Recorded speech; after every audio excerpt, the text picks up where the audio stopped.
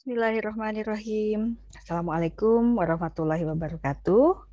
Hari ini kita akan melanjutkan pertemuan kita adalah mata kuliah analisis dan estimasi biaya. Sebelumnya saya akan menjelaskan deskripsi mata kuliah untuk pertemuan ini. Ya, jadi capaian pembelajaran lulusan untuk mata kuliah ini adalah menguasai konsep dan mengaplikasikan matematika, statistika, sains, prinsip rekayasa, dan juga dasar ilmu ekonomi. Capaian pembelajaran mata kuliah ada 3. Yang pertama adalah Anda atau mahasiswa dapat menjelaskan perilaku biaya. Kemudian yang kedua, mahasiswa dapat menyusun harga pokok produksi atau penjualan, menentukan break-even point, dan reduksi biaya. Yang ketiga adalah mahasiswa dapat mengevaluasi kinerja perusahaan dari sisi finansial. Penilaian adalah sebagai berikut. Nah, ini sudah kita jelaskan di pertemuan pertama tentunya. Nah, metode pembelajaran untuk mata kuliah ini adalah penyampaian materi. Apabila diperlukan diskusi kelompok, maka kita akan berdiskusi. Ada tugas, pengenalan software yang semuanya didasarkan kepada studi kasus.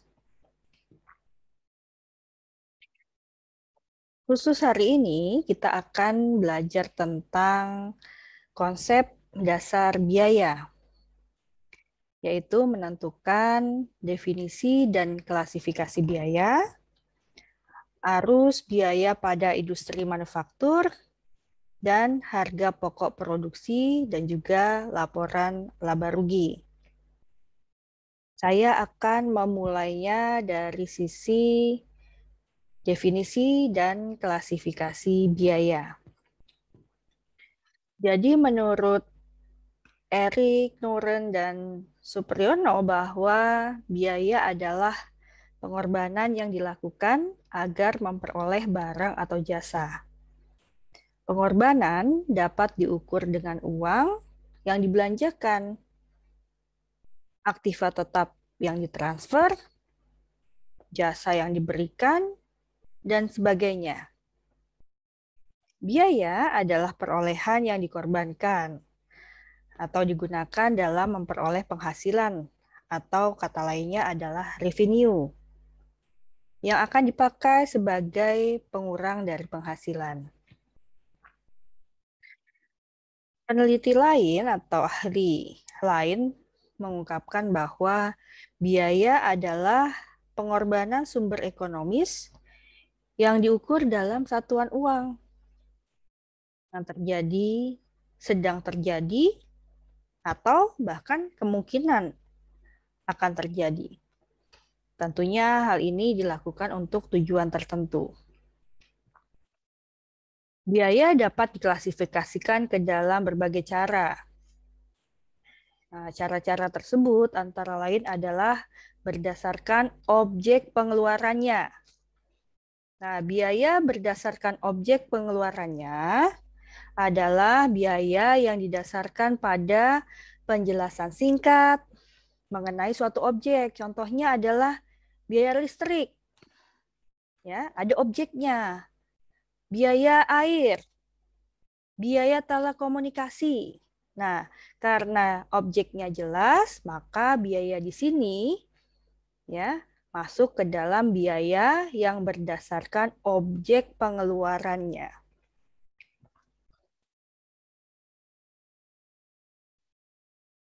Yang kedua adalah berdasarkan fungsi pokok dalam perusahaannya.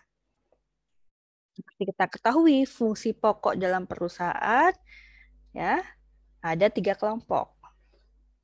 Yang pertama, berdasarkan fungsi pokok produksi, yaitu biaya yang berhubungan dengan fungsi dari produksi atau kegiatan pengolahan bahan baku menjadi suatu produk. Nah, kalau kita ketahui ini, saat mengolah bahan baku menjadi suatu produk, tentunya kita memerlukan direct material atau bahan baku langsung. Bahan baku langsung adalah bahan baku yang dipergunakan langsung untuk menciptakan atau memproduksi suatu produk. Yang kedua adalah direct labor atau tenaga kerja langsung. Mirip dengan pengertian bahan baku langsung, biaya tenaga kerja langsung adalah biaya tenaga kerja yang langsung dihitung ya untuk memproduksi bahan memproduksi produk maksud saya. Dan tentunya di samping ada bahan baku langsung, biaya tenaga kerja langsung, ada biaya factory overhead. Biaya overhead pabrik adalah biaya-biaya di luar bahan baku langsung dan tenaga kerja langsung. Nah, tentang biaya overhead akan saya jelaskan di bagian selanjutnya. Selain produksi, kegiatan dari perusahaan, yang kedua adalah pemasaran. Nah, tentunya biaya ini atau biaya pemasaran ini adalah biaya yang digunakan untuk melaksanakan kegiatan pemasaran. Ya. Mulai dari produk tersebut siap jual sampai produk tersebut dijual. Contohnya apa? Biaya promosi misalnya, ada komisi penjualan, biaya transportasi, biaya penyediaan sampel, dan lain sebagainya. Semua biaya yang berkaitan dengan pemasaran. Fungsi yang ketiga dari perusahaan adalah administrasi dan umum, sehingga biaya administrasi dan umum masuk ke dalam penggolongan biaya berdasarkan fungsi perusahaan. Biaya ini adalah biaya yang digunakan untuk mengkoordinasikan kegiatan produksi dan pemasaran produk. Contohnya, gaji bagian akuntansi, gaji personalia, ya, biaya perawatan kantor, penyusutan peralatan kantor, dan lain sebagainya, yang termasuk ke dalam biaya-biaya yang dikeluarkan untuk membiayai kegiatan administrasi dan umum. Dalam perusahaan manufaktur, biaya operasi total, ya, dalam hal ini disebut sebagai harga pokok penjualan. Terdiri dari biaya produksi, ya, atau kata lainnya adalah harga pokok produksi dan beban komersial yang terdiri dari beban administrasi, ya, dan beban pemasaran. Ya. Beban administrasi masuk ke dalam kegiatan administrasi dan umum tentunya. Sedangkan beban pemasaran, ya, beban yang dikeluarkan akibat kegiatan distribusi dan penjualan. Selanjutnya adalah biaya berdasarkan hubungan biaya dengan sesuatu yang dibiayai. Ya. Sesuatu yang dibiayai. Ya, kalau kita tadi lihat dari slide sebelumnya bahwa ada direct cost, biaya langsung. Seperti tadi sebutannya adalah biaya tenaga kerja langsung, biaya bahan baku langsung. Apa ini biaya langsung? Nah, biaya langsung adalah biaya yang dengan mudah dapat ditentukan atau ditelusuri pada suatu operasi, produk, atau proyek. Ya, jadi mudah dia ditelusuri pada operasi, pada sebuah produk, atau kegiatan proyek.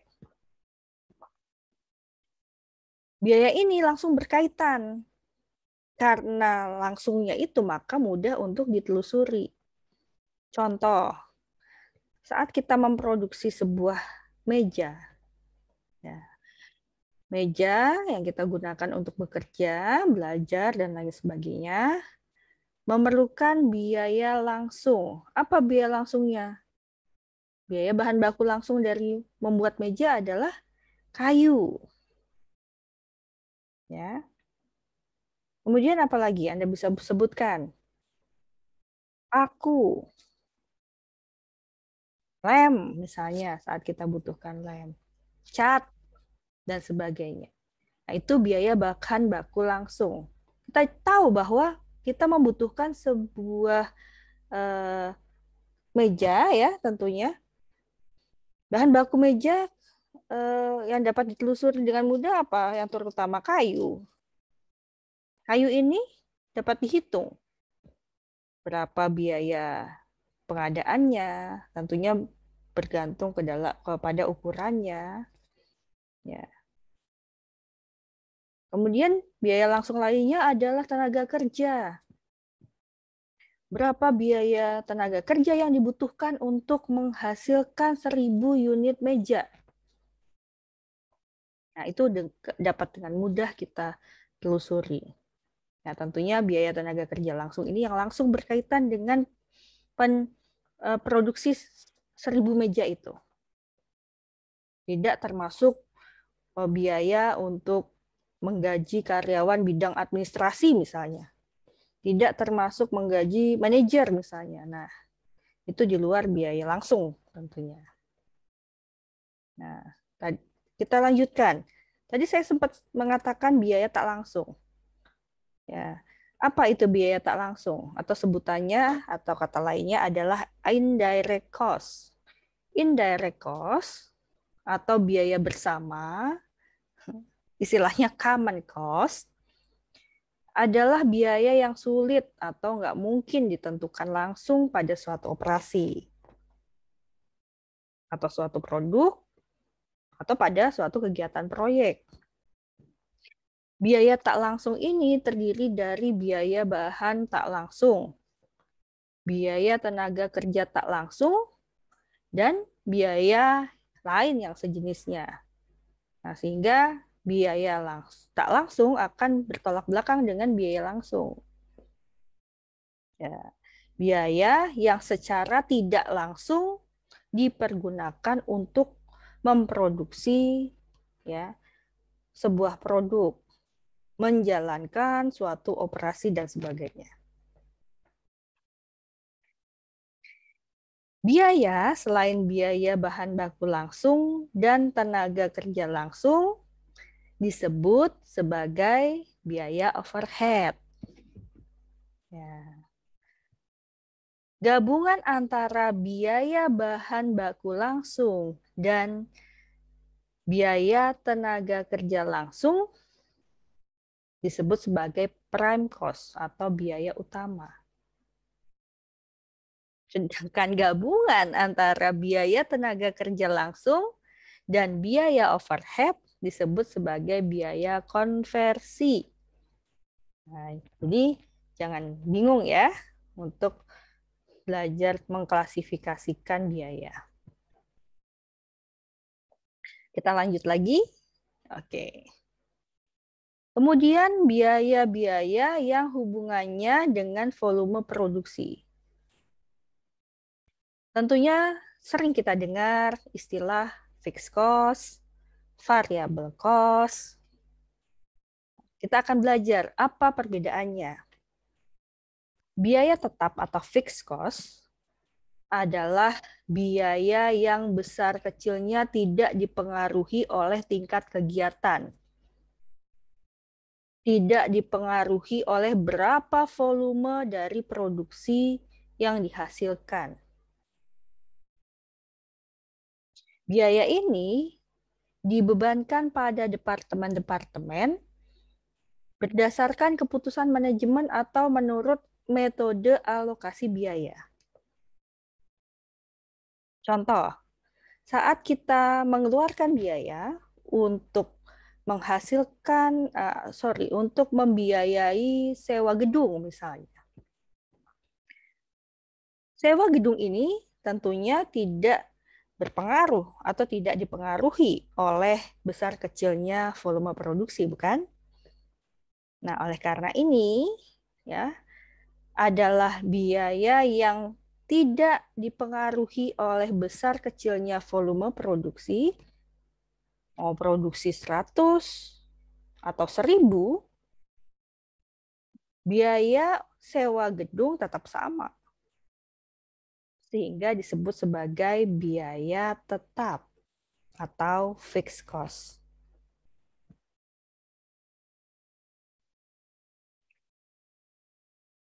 Yang kedua adalah biaya variabel atau variable cost. Adalah biaya yang secara proporsional dipengaruhi oleh tingkat kegiatan. Kalau biaya tetap tadi tidak dipengaruhi oleh berapa jumlah volume produksi yang dihasilkan, pada biaya variabel ini, biaya ini sangat dipengaruhi oleh volume produksi yang dihasilkan. Sehingga biaya untuk menghasilkan 100 unit produk dengan biaya untuk menghasilkan 1000 unit produk berbeda. Yang ketiga, selain fixed cost dan variable cost, adalah biaya semi variabel atau mixed cost. Biaya ini memiliki komponen tetap dan komponen variabel. Ya. Sehingga sesuatu yang memiliki komponen tetap maupun variabel digolongkan ke dalam biaya semi variabel. Untuk lebih memahaminya, nanti akan teman-teman pelajari ya dalam kasus-kasus. Ini adalah ilustrasi tentang penjelasan saya tadi.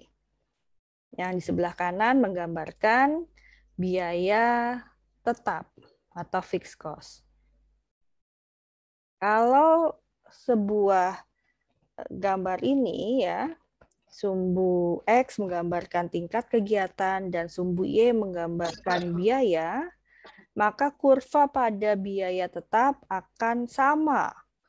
Berapapun tingkat kegiatannya, nah, biayanya sama. Sedangkan untuk biaya variabel cenderung linier. Ya, bila tingkat kegiatannya bertambah, maka biayanya ikut bertambah. Ya. Nah, bagaimana hubungannya dengan grafik ya? Grafik ini adalah perilaku biaya variabel per unit dan biaya tetap per unit. Biaya tetap per unit semakin besar tingkat kegiatannya, maka biayanya semakin turun. Contohnya pada kasus mass production. Semakin besar biaya yang semakin besar produksi, maksud saya yang diproduksi semakin banyak, maka biaya tetap per unitnya jadi semakin kecil. Ya karena biaya itu akan dibebankan oleh banyak sekali volume produksi yang dihasilkan. Sedangkan biaya variabel per unit, semakin besar tingkat kegiatannya ya cenderung sama biayanya. Nah, ini adalah grafik yang menunjukkan bagaimana perilaku biaya variabel total dan biaya tetap total, dan perilaku biaya variabel per unit dan biaya tetap per unitnya. Jelas ya? Pada mass production, sekali lagi, semakin besar volume produksi yang dihasilkan, maka biaya tetap semakin kecil. Maksud saya biaya tetap per unit semakin kecil. Namun, biaya variabel per unit cenderung sama.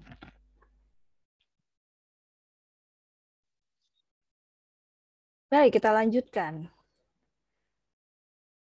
Biaya bahan baku langsung dan tenaga kerja langsung umumnya bersifat variabel. Sedangkan biaya overhead ada yang bersifat tetap, variabel maupun semi variabel. Untuk tujuan analitis, semua biaya diklasifikasikan sebagai biaya tetap atau biaya variabel,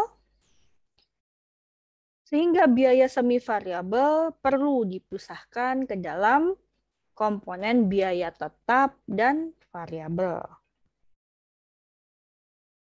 Karena hubungan biaya kegiatan dalam biaya semi variabel umumnya bersifat korelatif, bukan fungsional, untuk itu diperlukan metode untuk mengestimasi, untuk memisahkan ya, biaya semi variabel menjadi komponen biaya tetap dan biaya variabel secara tepat.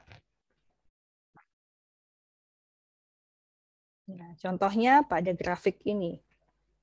Nah, ini menggambarkan hubungan antara korelasi atau hubungan antara volume produksi dan biaya semi variabel. Apabila kita lihat grafik ini, nah, grafik ini adalah menjelaskan sebuah fungsi antara biaya tetap dan biaya variabel. Ini gabungan ya. Kalau tadi grafik sebelumnya menjelaskan masing-masing bagaimana perilaku biaya tetap, bagaimana perilaku biaya variabel. Nah, ini adalah hubungan dari biaya tetap dan biaya variabel. Bagaimana mereka berkorelasi secara fungsional. Fungsi linier pada grafik ini adalah Y sama dengan 800.000 ditambah 2000X.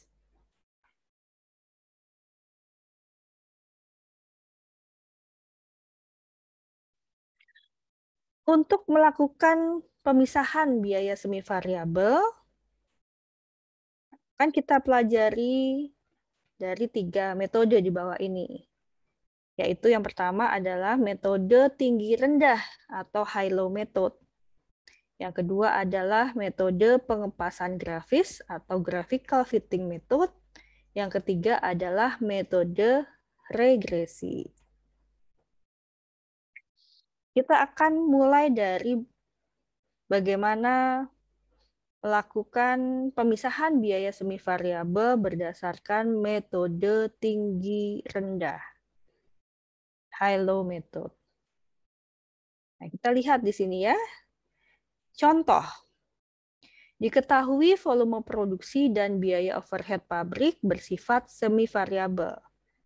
Nah, di sini kita melihat bahwa volume produksi dalam unit dan biaya overhead pabrik selama 12 bulan dari Januari sampai Desember. Yang saya highlight dengan warna hijau adalah volume produksi terendah dengan biaya overhead yang terendah pada bulan Januari. Ya, sedangkan volume produksi tertinggi dan biaya overhead pabrik tertinggi jatuh pada bulan Oktober.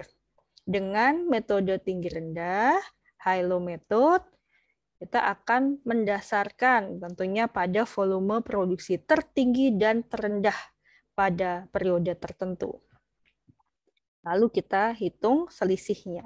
Nah, setelah dihitung selisihnya, kita mengetahui volume produksi dalam unit adalah 140, biaya semi variabel sebesar 1.400.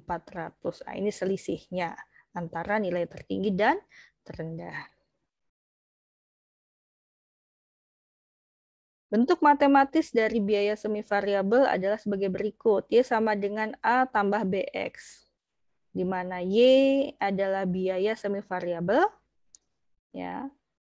A adalah komponen biaya tetap, B sebagai komponen biaya variabel per unit, X adalah volume produksi, Y topi adalah prediksi biaya semi variabel.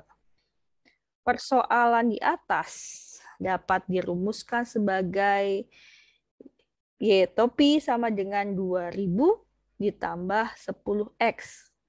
Ya.